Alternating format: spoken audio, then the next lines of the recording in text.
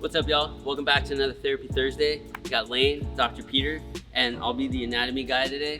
So we're covering Buttwink and the hows and the whats and the whys. So first of all, what is Buttwink? I'll demonstrate. I'm the anatomy guy. So what we find is that when people butt wink, it's not that the butt is winking. I know that was dumb. But what it is it's when your butt goes back and you start to sag the lumbar before you get to the bottom end of your squat, right? So the issue being is if you get your hips back and you immediately collapse your spine, that's considered butt wink. Now, what is natural butt wink? Dr. Peter, let's elaborate. A natural butt wink is normal at the bottom of your squat. You can have a full flexion of your hip all the way down without rounding your spine some. So some butt wink at the bottom of your spine, or at the bottom of the squat, is absolutely normal.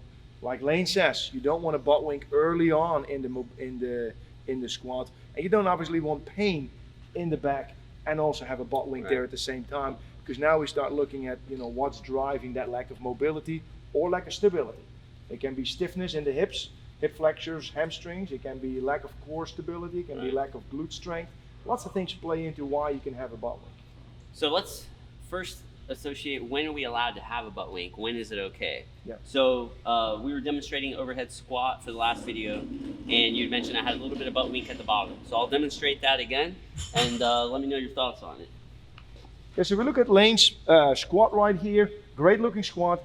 His thighs go below parallel. Heels stay on the ground. His knees are tracking. And just at the bottom, you see a little bit of a curvature right there at the tail end. And so that little bit of curvature is normal. That is not something to worry about. Now the Lane comes and he says, yes, I can do a squat, but all the way at the bottom, it gives me some back pain. Then I would maybe investigate that. Just from looking at it, if he has no pain, I'm not worried. If he has pain, then we need to start looking at, let's break this down.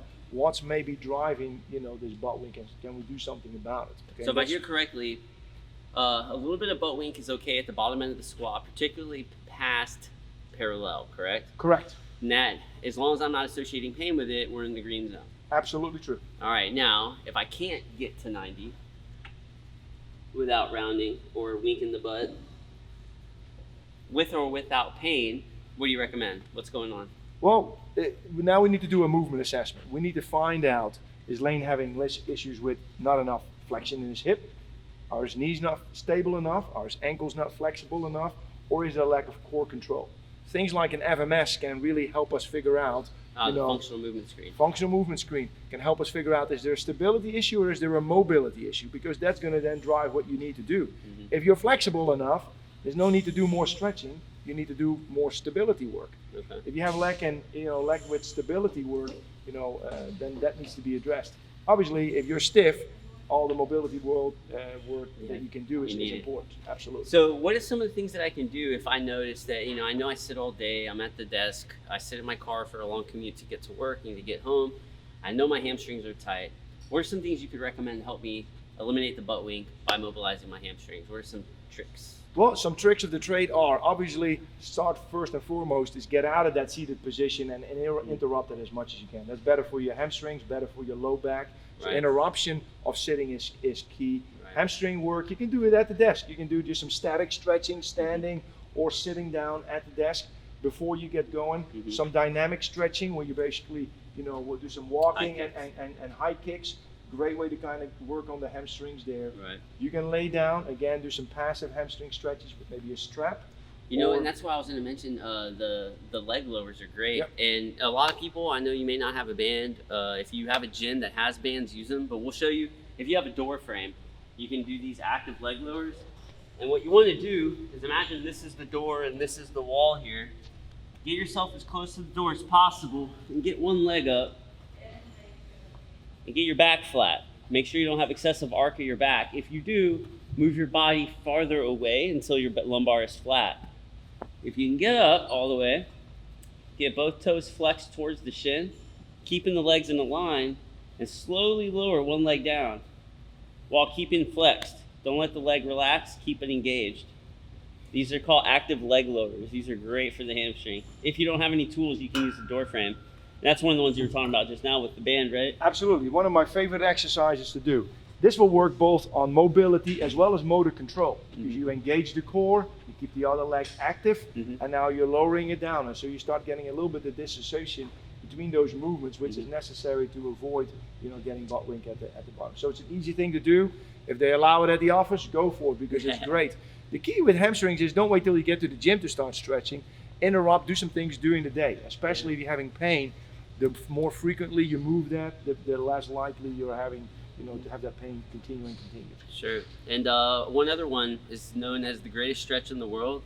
You can Another look this favorite. up. Yeah, it's perfect. You can Google it. It's GSTW, greatest stretch in the world. I like these, and then I'll demonstrate and explain one of the things you don't like. But what you want to do is get into a deep lunge position.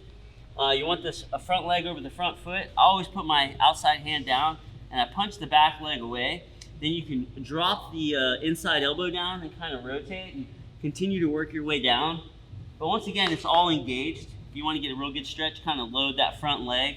But that's the greatest stretch in the world. What do you not like about it? What I don't like about it, some people have difficulty just getting in the initial lunge position. The Spider-Man lunge is not easy for anybody with some hip or knee restrictions to get there.